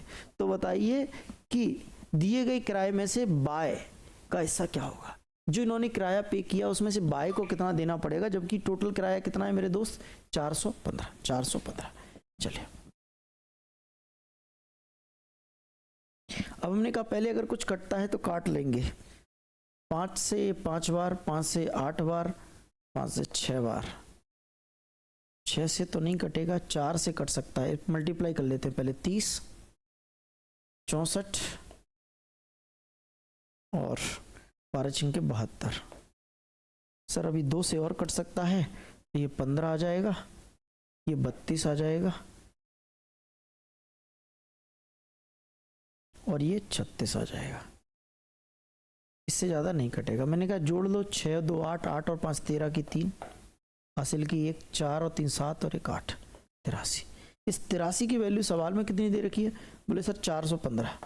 83 का मान 415 दे रखा है। अगर 8 पंजे 40 करते हो, अगर इससे इसको पूरा काटोगे तो 1 यूनिट का मान 5 आ जाएगा, 5 बार कटेगा। 8 पंजे 40 होती 5 15, 415 यानी 5 बार कट जाएगा। 1 यूनिट की वैल्यू 5 आ गई। बाय को कितना देना है? बोले बाय को 32 यूनिट देना है। तो 32 गुणा 5 करोगे तो क्या 160 आ जाएगा? 32 गुणा 5 करोगे तो क्या 160, यानी कि डी उत्तर आ जाएगा। मतलब बाय को 160 रुपये चुकाने पड़ेंगे गाय को चराने के लिए। ठीक है, इतना सस्ता चारा गाय है भाई, खेत इतना सस्ता कैसे हो सकता है। चलिए अगले टाइप पर बढ़ेंगे। नेक्स्ट टाइप कौन सा आ रहा है ये देखते हैं भाई।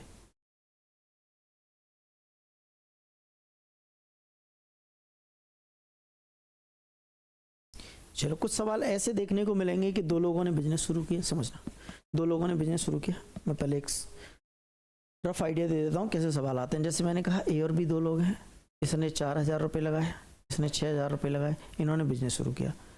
कुछ समय के बाद सी आता है, बोले कहता भैया मुझे भी शामिल कर लो, मुझसे 7000 ले लो, और जो भी लाभ होगा उसको हम किसके अनुपात में बांटेंगे? पूंजियों के अनुपात में, लेकिन टाइम में कम दूंगा तो मुझे कम लाभ मिलेगा।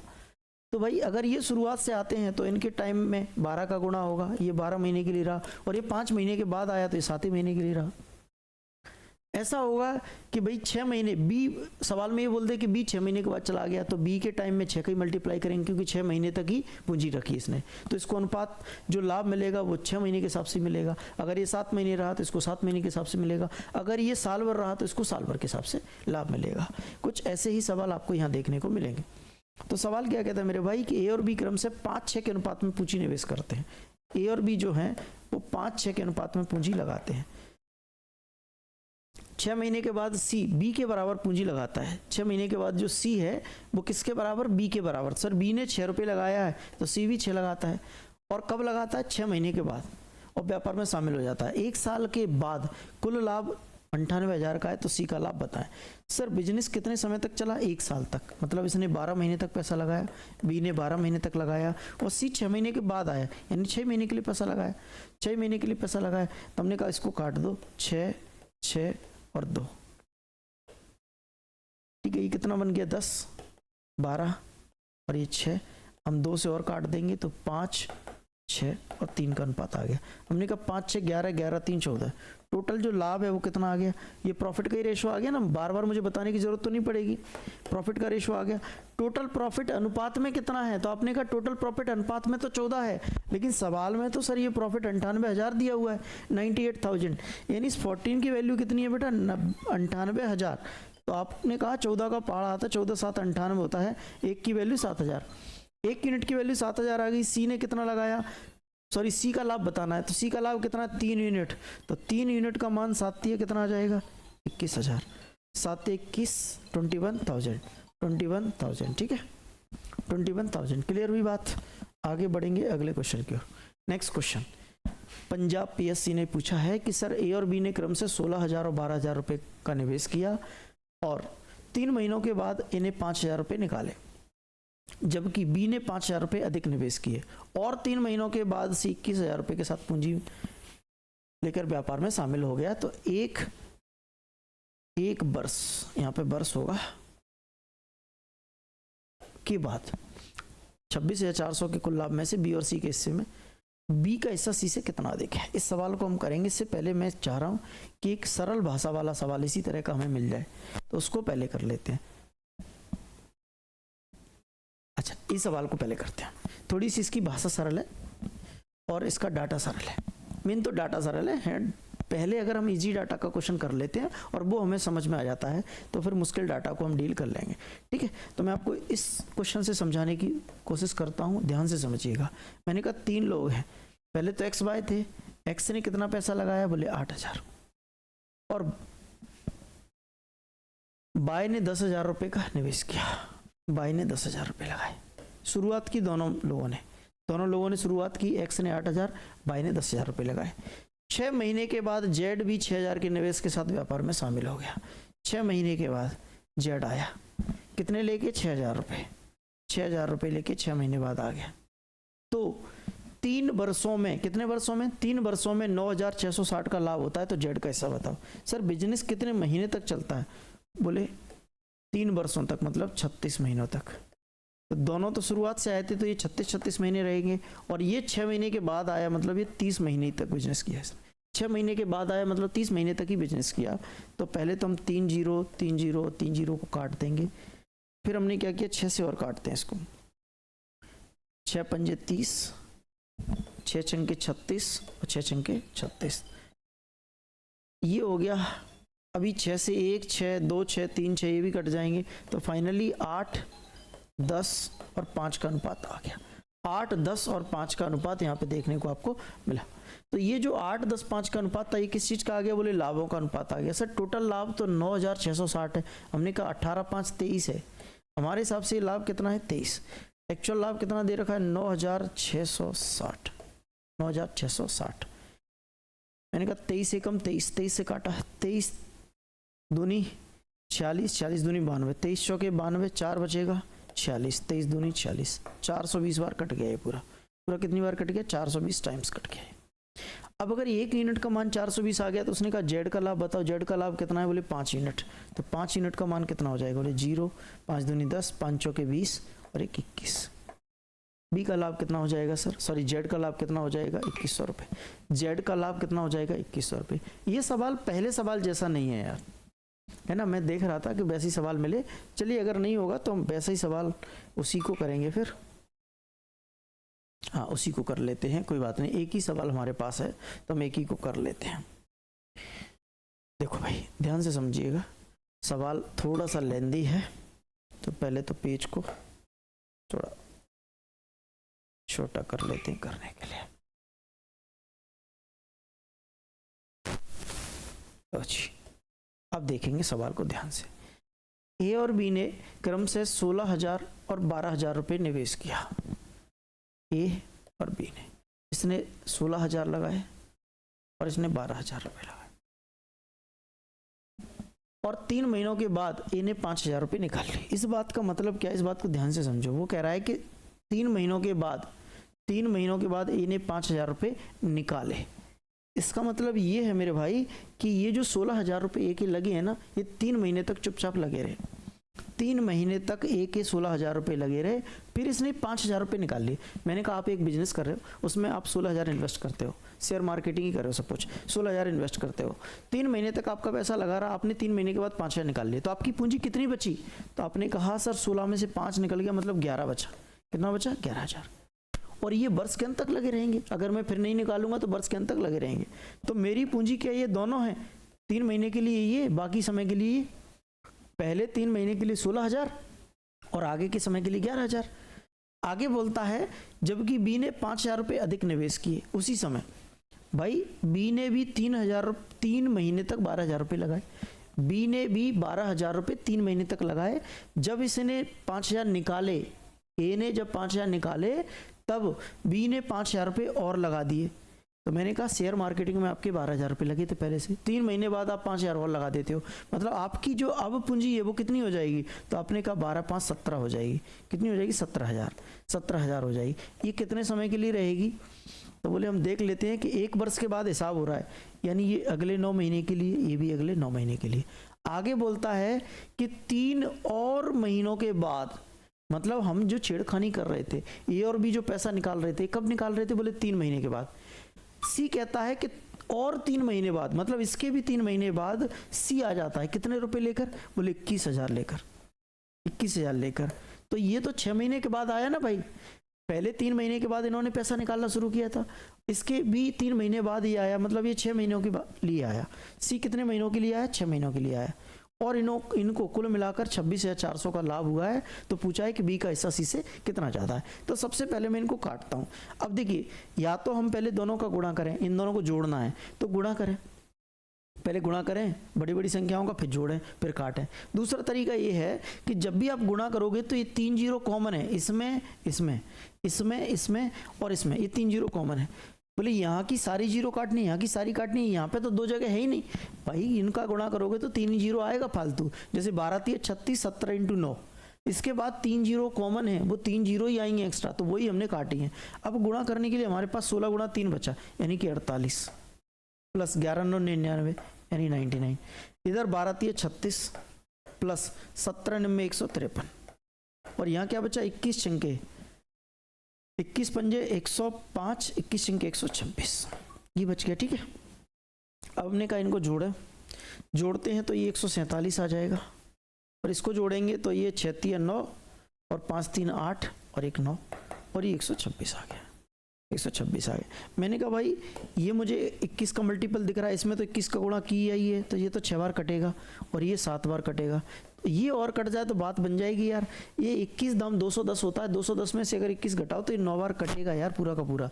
यानी फाइनली जो लाभ का अनुपात आया, फाइनली जो प्रॉफिट का रेशो आया वो कितना आ गया 7 9 6 आ गया, 7:9:6 आ गया। ये हमारे प्रॉफिट का रेशो है। सर सवाल में प्रॉफिट कितना दिया हुआ है, बोले 9 6 15 7, ये कितना हो गया 22। सवाल में कितना दिया हुआ है, बोले 26,400 26,400। मैंने कहा 22 का भाग लगाओ, 22 एकम 22, 22 एकम 22, 22 दूनी 44 और डबल जीरो, 1 यूनिट का मान 1200 आ गया। कहता है कि बी का हिस्सा सी से कितना ज्यादा है। सर बी का हिस्सा कितना है 9, सी का हिस्सा 6, बी का हिस्सा 9 तब सी का हिस्सा 6, यानी कितना ज्यादा है 3, तो 3 यूनिट का मान कितना आ जाएगा, बोले 12 3 3600, 12 3 3600 रुपये।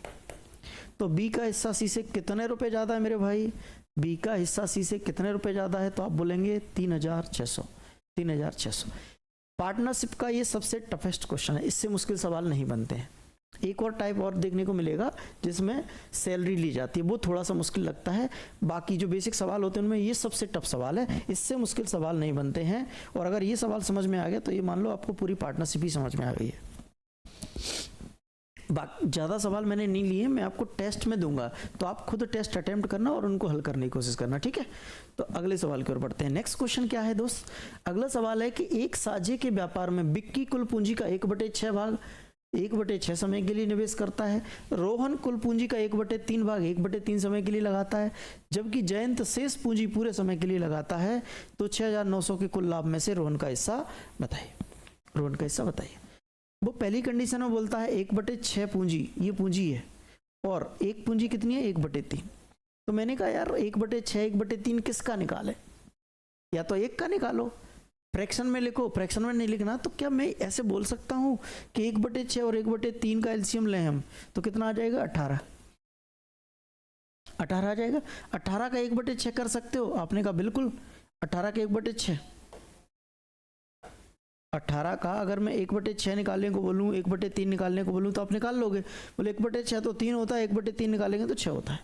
तो मैंने कहा ये आसान था यार, कि ये विक्की है और दूसरा कौन है, रोहन है।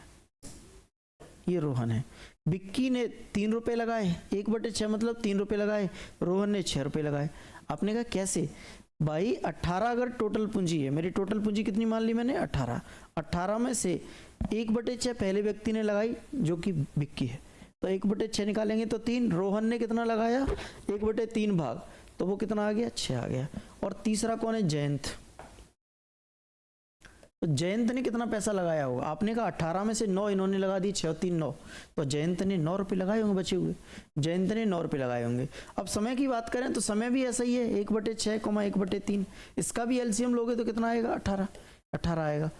तो 18 में से पहले वाले ने 1/6 समय के लिए लगाया, 1/6 मतलब 3 महीने के लिए लगाया पैसा, दूसरे वाले ने 1/6 1/3 समय के लिए मतलब 3 महीने के लिए पैसा लगाया, और तीसरे वाले ने शेष पूंजी को पूरे समय मतलब ये टाइम है 18 महीने के लिए लगा दिया। कितने 18 महीने के लिए लगा दिया। अब मुझे बताओ कि इस रेशो को कैलकुलेट करने में आपको कितना वक्त लगेगा, कुछ भी नहीं। 9 मैंने कहा 3 3 और ये 6 बार कट गया, 3 3 दूनी 6, 3 3 9, तो यहाँ 1 आ जाएगा, यहाँ 2 आ जाएगा, यहाँ 9 3 27 आ जाएगा, यहाँ 9 3 27 आ जाएगा। ठीक है, ये आएगा, ये आएगा बिल्कुल 27 और 3 30, कितना आ रहा है 30 आ रहा है।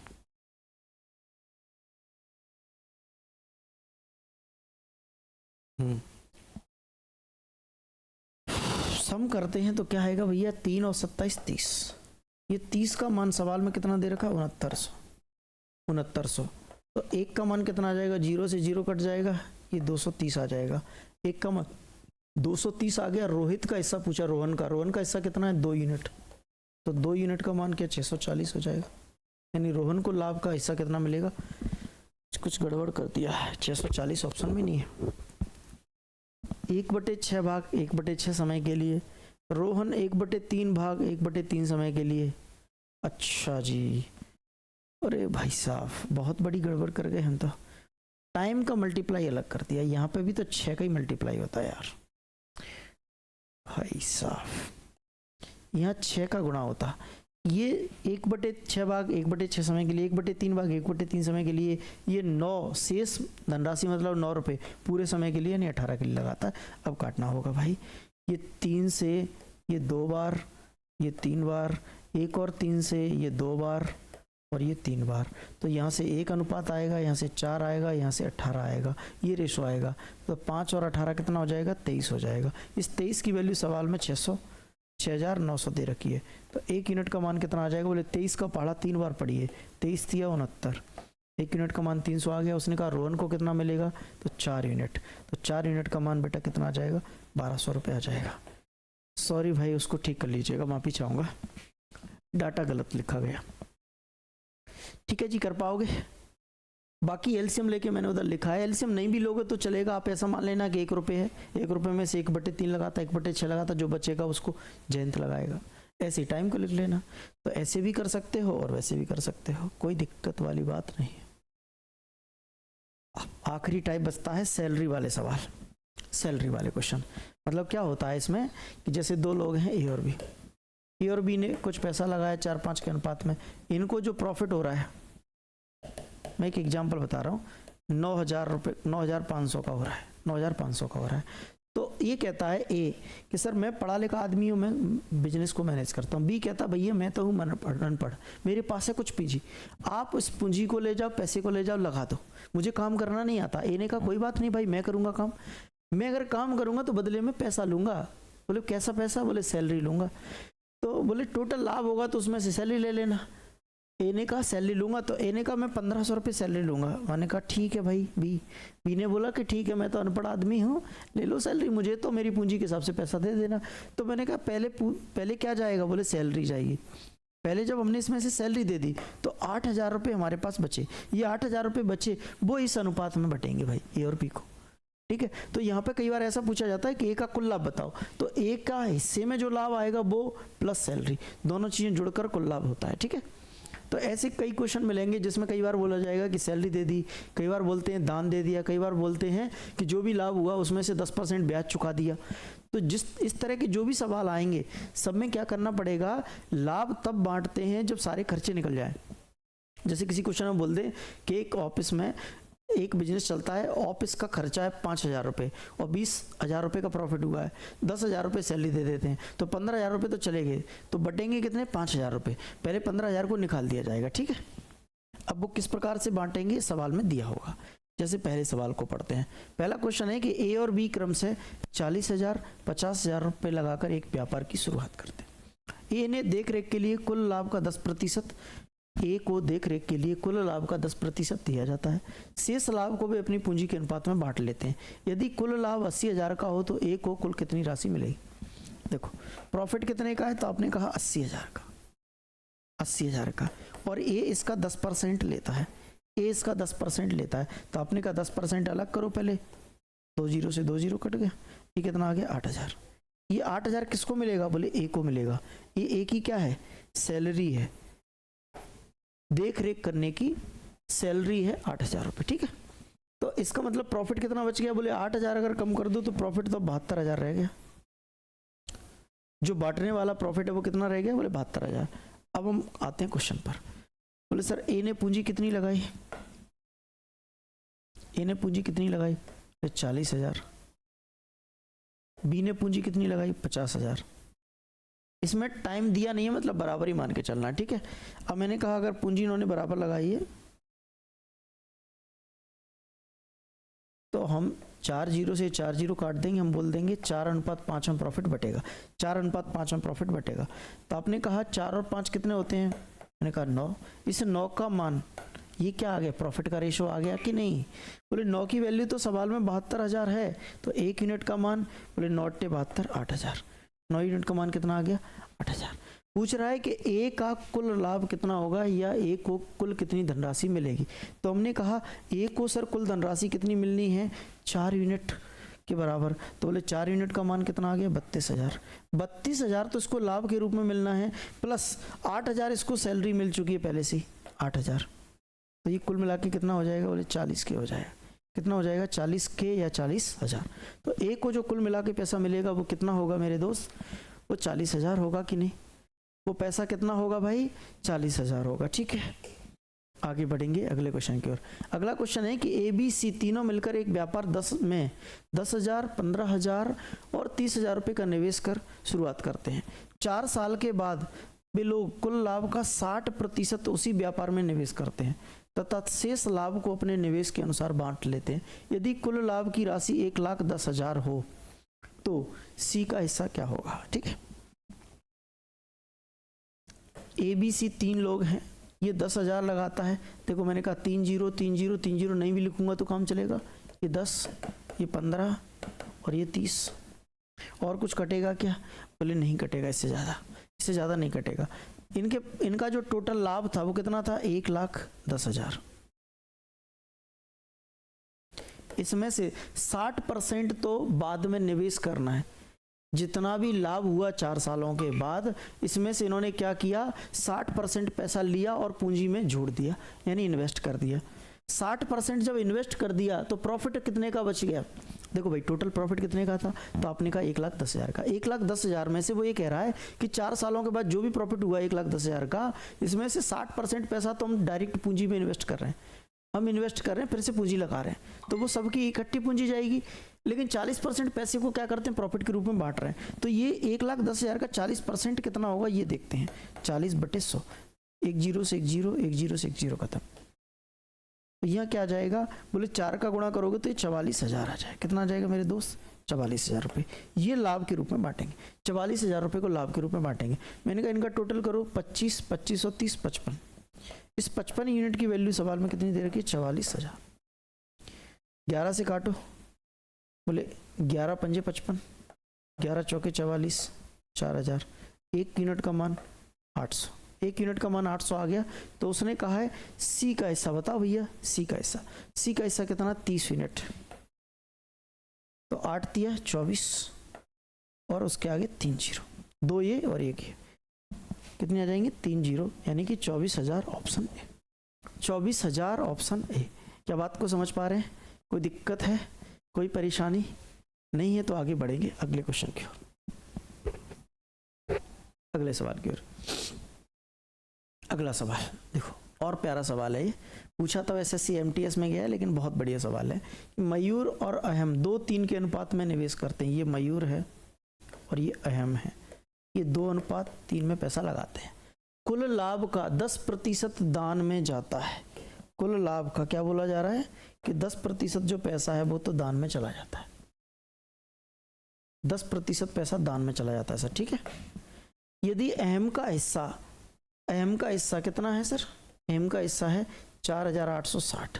अहम का हिस्सा 4,860 है, तो कुल अर्जित लाभ कितना है, टोटल प्रॉफिट हमको बताना है, टोटल प्रॉफिट बताना है। कुल लाभ 4,860 है। अच्छा कुल लाभ नहीं है, ये अहम का हिस्सा इतना है और 10% दान में चला जाता है, 10% दान में चला जाता है।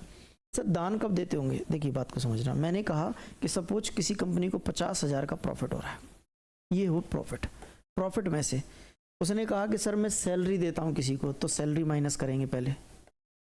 कंपनी ने कहा कि हम सर चाय पे खर्चा करते हैं, तो चाय को माइनस करेंगे। कंपनी ने कहा हम रेंट देते हैं, तो पहले रेंट को घटाएंगे। कंपनी ने कहा हम बिजली का बिल भरते हैं, तो इसको भी घटाएंगे। कंपनी ने ये कहा कि हम सर दान कर देते हैं, डोनेशन कर देते हैं, तो डोनेशन को भी माइनस करेंगे। ये सब माइनस हो जाएगा, उसके बाद में बचेगा यहाँ नेट प्रॉफिट। यहाँ क्या बचेगा मेरे भाई, नेट प्रॉफिट। ये जो नेट प्रॉफिट होता है यही इनमें बांटा जाता है, यही पार्टनरों के रूप में या पार्टनरों के बीच में आपस में बांटा जाता है। कौन सा प्रॉफिट बांटा जाता है? नेट प्रॉफिट, मतलब सारी सैलरी, खर्चे, चाय पानी का खर्च या दान पुण्य जो भी करना है वो सब पहले करोगे, उसके बाद में प्रॉफिट को बांटोगे। तो मुझे बताओ कि अहम को जो पैसा मिला है, अहम को जो पैसा मिला है 4,860, ये 10% दान देने के बाद मिला होगा कि नहीं? 10% दान देने के बाद मिला होगा। आपने कहा यस सर। अगर ये 10% दान देने के बाद मिला, मतलब अहम को टोटल प्रॉफिट का कितना मिला? 90% ही मिला। 90% मिला, 10% तो दान में चला गया। सर ये 90% किसके बराबर है? 4,860 के बराबर है। यानी 1 0 से 1 0 खत्म, 9 से और लगाओ भाग। तो हमने कहा 9 पंजे 45, 9 चौके 36, 54 आ गया। 1 यूनिट का मान 54 आ गया। तो हमने कहा 100%, 1 यूनिट या 1% हो यहाँ पे, तो 100% का मान कितना हो जाएगा? 5400। यानी वास्तव में अहम का जो प्रॉफिट था वो कितना था? 5400 रुपये था। वास्तव में अहम का जो प्रॉफिट था वो कितना था? 5400 रुपये था। जबकि हमें देखने को कितना लग रहा था? वो 4,860। क्यों? क्योंकि वो 90% ही था, 10% तो दान में चला गया। अब सर वास्तव में अगर अहम को 5400 रुपये मिलते हैं जो कि 3 यूनिट के बराबर है, 3 यूनिट का मान कितना? 5400, यानी 1800 का गुणा हो रहा है इसमें। तो इसमें भी 1800 का अगर हम गुणा करते हैं तो इसको कितने मिलेंगे सर? 3600। इसको कितने मिलेंगे? 3600। 3600 मिलेंगे कि नहीं? सर ये टोटल लाभ कितना हो जाएगा? तो आपने कहा टोटल लाभ हो जाएगा सर ये 0 0 0 कितना हो जाएगा भाई? 9000। वास्तव में कितना हो जाएगा? 9000, जो कि ऑप्शन बी में, जो कि ऑप्शन बी में है। बात समझ पाए? बात समझ पाए? चलिए, अगर आपके दिमाग में ये ना बात आए और आप कहो कि सर इसको इतना मिलता है और आपने ऐसा कर दिया कि 3 यूनिट का मान 4,860 है और 1 यूनिट का मान अगर यहाँ से 3 एकम 3, 3 के 18, 3 दूनी 6, 1620 आ गया, और आप बोलो कि सर 5 यूनिट का मान मैंने निकाल दिया, तो 5 यूनिट का मान कितना आ जाएगा? बोले 0, 5 दूनी 10, 5 के 30 और 1 31, 5 एकम 5 और 3 8, 8100 आ जाएगा। ये 8100 एक्चुअल में किसके बराबर होगा? 90% के बराबर होगा। और आप जब भी 100% निकालोगे तो वो कितने के बराबर आ जाएगा? 9000 के बराबर आ जाएगा। तो आप किसी भी तरीके से कर लेना है ना। बात समझ गए होंगे मैंने जो बोला है, ठीक है। ये चीज़ वैसे समझ में आई। मैंने कहा मयूर को 2 अनुपात में पूंजी लगाता है, 3 के अनुपात में लगाता है। वो कहता है कि अहम का जो हिस्सा है दान करने के बाद वो 4,860 है। हमने कहा दान कर दिया 10%, तो 90% इसको मिला जो कि 4,860 के बराबर है। तो 100% कितने के बराबर? 5400 के बराबर। अगर अहम को 100% पैसा मिलता, दान नहीं होता, तो 5400 रुपये मिलता। अगर 5400 इसको मिलता 3 यूनिट के बराबर, तो 2 यूनिट के बराबर 3600 इसको मिलता। तो वास्तव में जो कुल लाभ था वो कितना था? 9000 था। ठीक है, बात इज क्लियर। चलिए अगले सवाल की ओर बढ़ते हैं। पी और क्यू क्रम से 1400 रुपये और 1800 रुपये निवेश करके 1400 और 1800 को इन्वेस्टमेंट करके एक साझेदारी में प्रवेश करते हैं। वे लाभ के आधे हिस्से को व्यवसाय के संचालन के लिए रखते हैं। मतलब जितना भी लाभ हो रहा है उसका 50% तो बिजनेस को रन करने के लिए रखते हैं और शेष हिस्से को अपने निवेश के अनुपात में बांट लेते हैं। यदि लाभ में उनके हिस्से का अंतर 47 रुपये है तो कुल लाभ ज्ञात करना है। पी और क्यू, ये 14 और ये 18, 2 जीरो यहीं काट दें।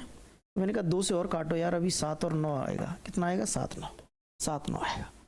वो बोलता है कि ये 50% अपने जो लाभ का हिस्सा है उसका जो जितना भी इनको लाभ होता है उसमें से 50% बिजनेस को चलाने के लिए रख लेते हैं, बिजनेस को रन करने के लिए रख लेते हैं और शेष को पूंजी के अनुपात में बांटते हैं। ऐसा करते हैं तो दोनों के लाभ के हिस्से का अंतर 47 है। तो मैंने कहा यहाँ पे अंतर कितना है? तो आपने कहा 7 और 9 में अंतर है 2 का। तो इस 2 का मान कितना है सवाल में? बोले इस 2 का मान जो दिया है क्वेश्चन में, बोले 2 का मान 47 दे रखा है। अगर मैं कुल लाभ निकालूं तो कितना होगा? तो आपने कहा कुल लाभ तो सर 9 और 7 16 है, 9 और 7 16 है। अगर 16 यूनिट का मान निकालें तो क्या करना है? बोले 8 का गुणा ही तो हो रहा है यहाँ पर कितने का गुणा हो रहा है? 8 का। तो मैंने कहा 8 का इसमें कर दो। 8 सत्ते 56 और 8 चौके 32, 32 और 5 कितना हो जाएगा? 37। 32 और 5 कितना हो जाएगा? 37। आपने ऑप्शन में नजर डाली, एक भी ऑप्शन नहीं, एक भी ऑप्शन नहीं। आपने कहा कि हमने जो भी किया सर गलत कर दिया, ये हमारी बहुत बड़ी भूल है, हमको पार्टनरशिप नहीं आती। अरे ऐसा नहीं है यार, क्वेश्चन को ठीक से पढ़ा नहीं था आपने, पढ़ा था पर ध्यान नहीं। उसने कहा था कि हमने लाभ में से आधा पैसा तो रख लिया है, मतलब जो भी हम बांट रहे हैं अभी आधे पैसे को बांट रहे हैं, जबकि पूछ रहा है कि कुल लाभ। सर कुल लाभ कितना होगा, इसका भी डबल होगा, इसका डबल कर दो। तो 6 दूनी 12, 2 7 14, 1 15 और 2 छंके सॉरी 2 3 6 और 1 7। तो जो टोटल लाभ आएगा वो 752 आ जाएगा, ऑप्शन ए। टोटल जो लाभ होगा वो 752 रुपये आ जाएगा, ऑप्शन ए। मुझे नहीं लगता अब कोई समस्या होना चाहिए। चलिए एक और सवाल लेते हैं।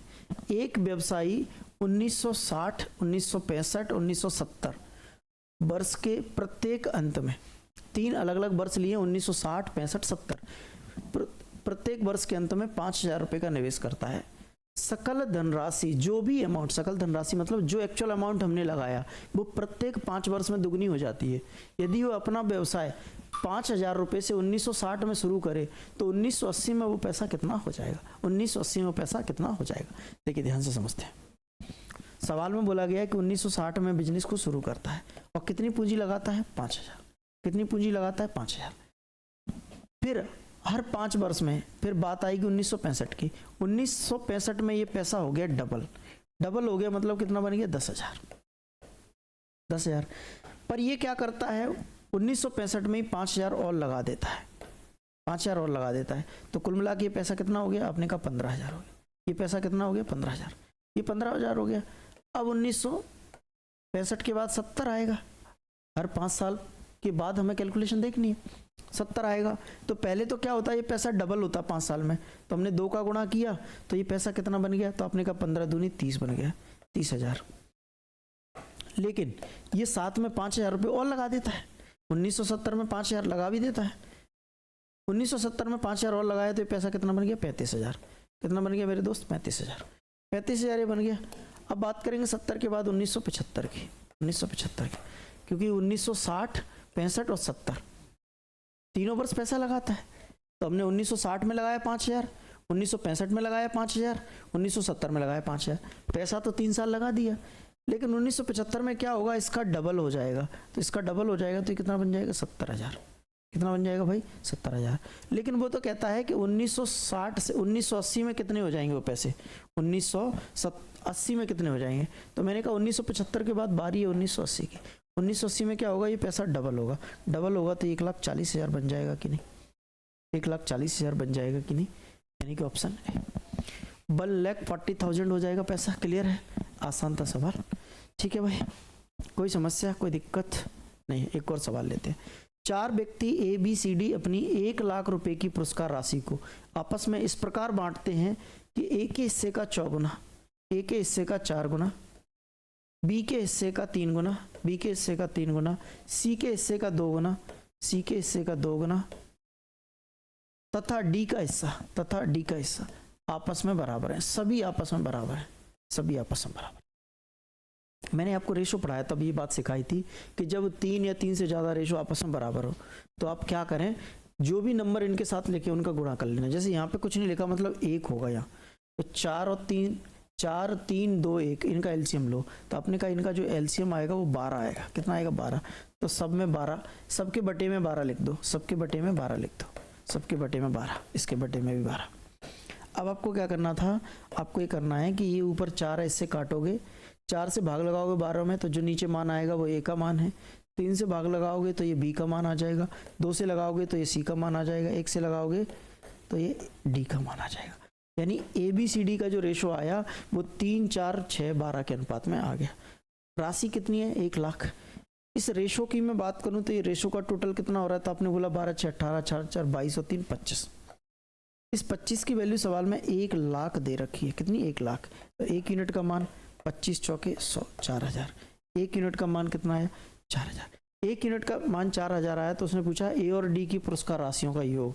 A और D को कुल पुरस्कार कितना मिला है, A और D को कुल मिला के पुरस्कार कितना मिला है। आपने कहा 12 6 18, तो 18 का मान कितना आ जाएगा, 18 चौके 72। A और D को कितना मिला है मेरे भाई, 72। अच्छा, C और D निकाल दिया मैंने, C और D नहीं निकालना है मेरे दोस्त, A और D।